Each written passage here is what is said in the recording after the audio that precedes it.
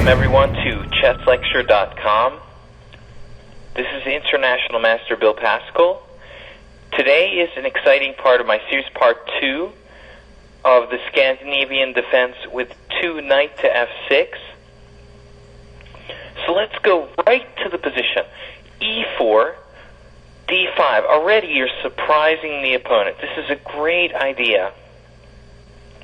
E takes d5, knight f6. Not only one surprise, my friend, but 2. Okay, it's one thing when somebody plays, I play e4 occasionally, and I've played the Scandinavian enough. But one surprise is enough, and when you play d5 on the first move, and they take, and that's enough surprise. But like when you play knight f6 on the second move, then they're nearly very, very stymied because, they're expecting you to take with the queen and play that variation that they've prepared, 15 moves deep, the latest analysis. But no, you're going to play knight f6. So that's 2 surprises in the first 2 moves. I will tell you the truth. Very few people are prepared for this move. And it doesn't just go for club players.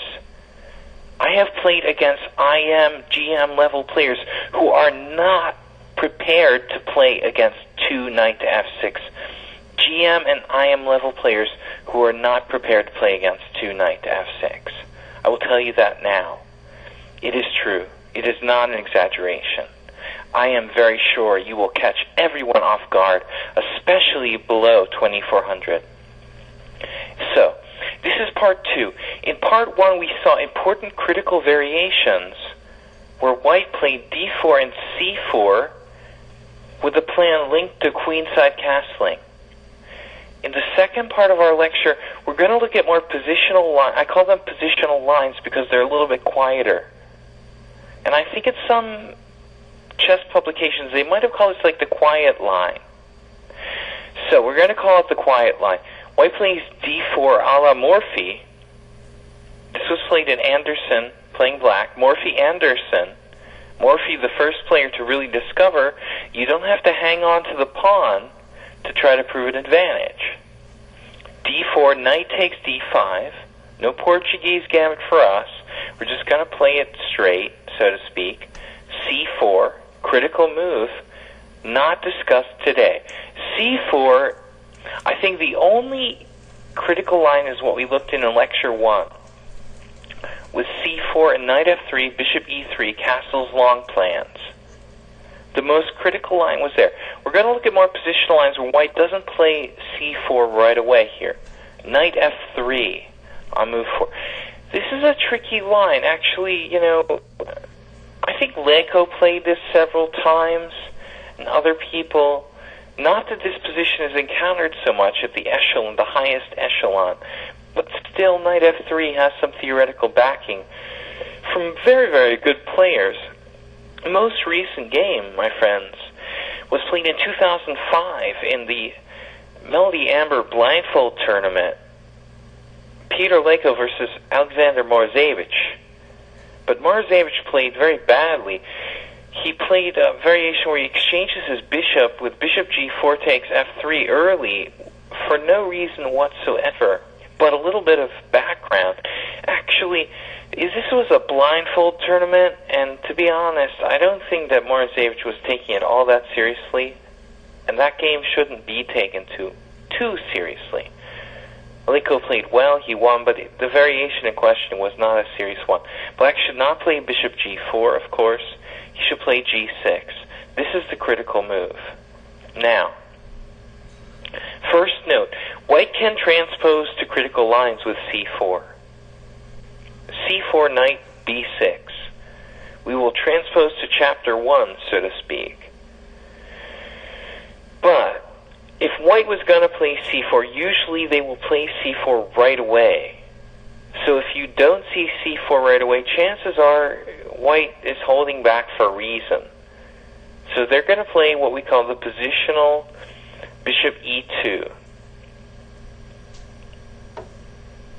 Bishop e2. Why bishop e2? Well, theoretically, you could play bishop c4. Then it would be kind of very, very similar to Alekhine's defense I would think after bishop c4, c6 would be an extremely solid plan for black. So bishop e2, the main line.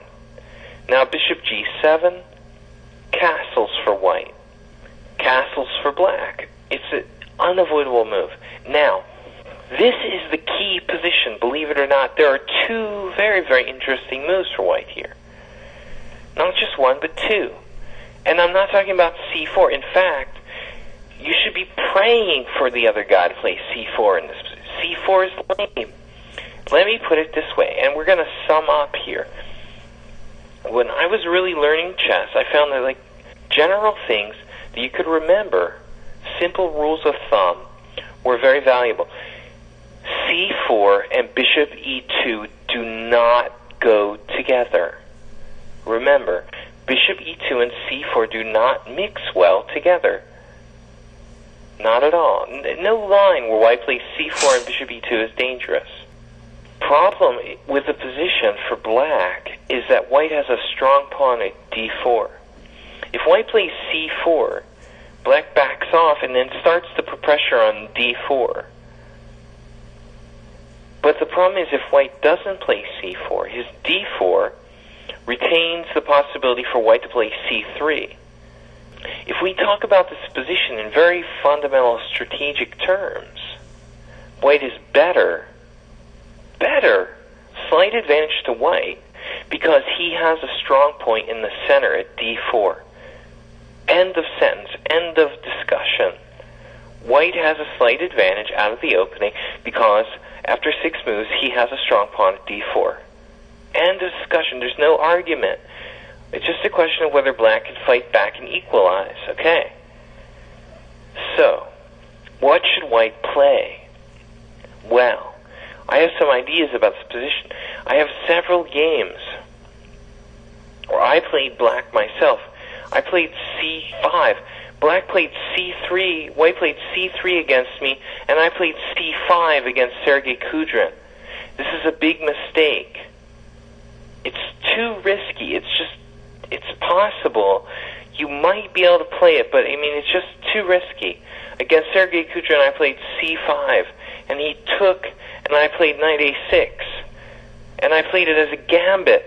I was hoping he would take my knight with bishop takes a6, like a Catalan in reverse, where I give up a pawn and my structure and everything. I played some blitz games like this, b takes a6, and everything might compensate. I have a super light squared bishop. I might be able to regain the pawn at c5. I mean, he's given up a strong point at d4. No way. Is a solid grandmaster going to play this? He played c5, pawn takes pawn, knight a6, bishop c4. Oh, well, I didn't know about that move at the time. That's a serious problem. After this move, black has very, very serious problems. And maybe in my game against Kudrin, I could have held on for the draw. But there's no question, even with very good play from black, after bishop c4, black has some serious issues in this position. Very, very serious issues. So, I'm going to recommend something else. And I think it works. After c3, we follow the game Paschall playing black against Fogarashi, Hungarian GM, b6. Now watch in the game Paschall versus Fogarashi how quickly, in fact, black not only equalized but got a good position. A good position. I mean, a very good position, quickly, with black. So, after c5, we're not going to play, after c3, we're not going to play c5.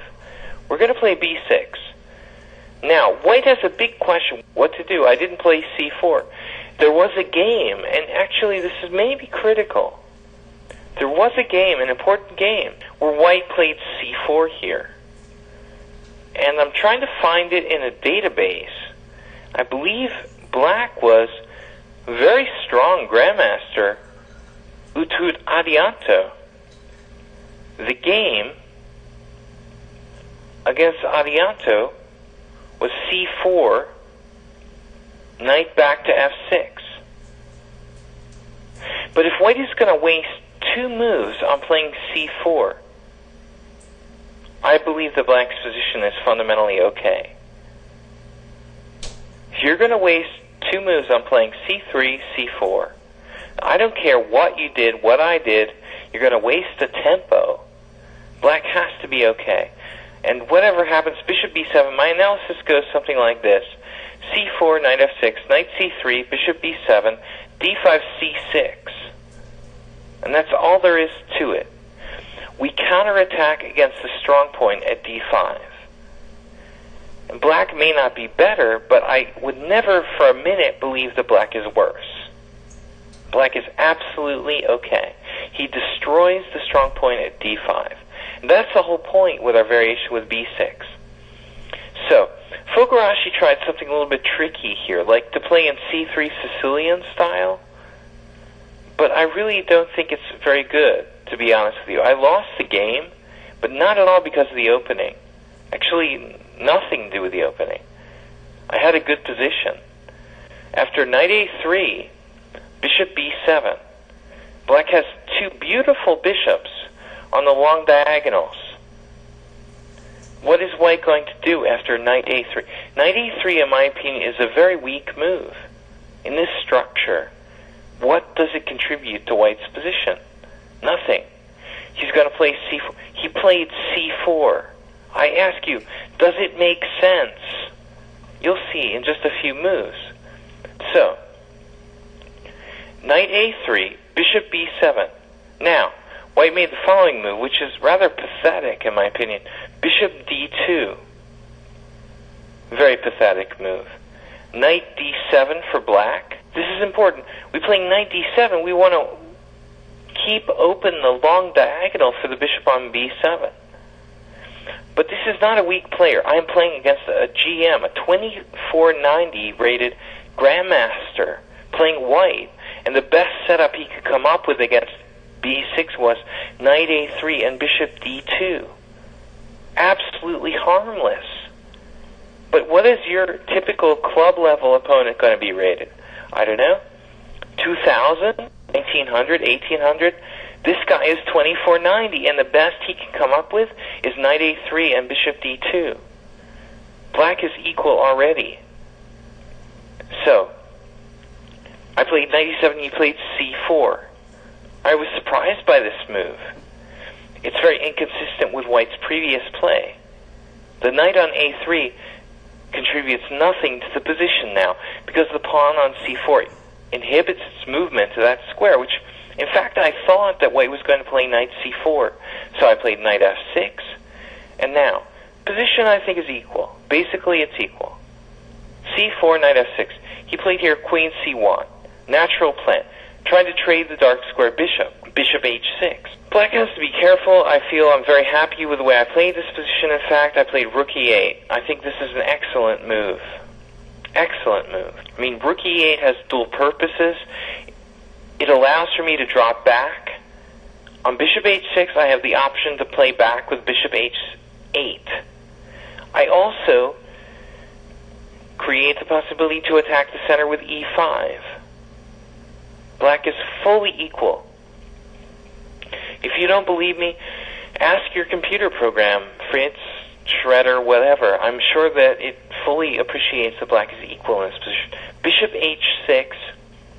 Now, interesting and aggressive. If I was really in a fighting mood, I would have played bishop h8 here. But I think at the moment of the game, I was a little concerned that if I play e5 right away, maybe, he takes and has some play on the d file with his rook, so... I mean, if I play bishop h8, he plays rook d1, like so. Bishop h8, rook d1. He has play on the d file. Now I can't play e5. This is what I did not want to have happen. So I played the solid move, e5 immediately, destroying the center and equalizing the game completely. Equalizing the game completely. Slow variation, not serious. Bishop takes g7, king takes g7, and now, actually, to be honest, I should have offered a draw around this point. The game is equal, My opponent is a decent player, but he doesn't have anything. I don't have anything special. We played on, and I pushed it too much, and I lost. So bishop takes g7, king takes g7, d5. I don't really like this move. a5, securing c5 for my knight. Black is even better now. I was very surprised by d5, giving me c5 and a dark square blockade. If anything, I think black is better now. Knight b5 for white, bishop a6, back to c3, solid move. Knight c5. I'm going to leave off here. We can establish the fact that black is equal in this position, has equal chances, and I think the opening was a complete success for him. And we held off a strong grandmaster with black, and we have a perfectly good position. Let's look at another variation that's very critical here. I don't want to waste any more time on c3. We're going to go back to the 7th move. So, going back, see all the moves go back to move 7, the critical moment. This move was recommended in many, many articles and books, rook e1. But if it was so strong, why would Kudrin, why would Fogarashi, two grandmasters, play c3 against me? I ask you that question.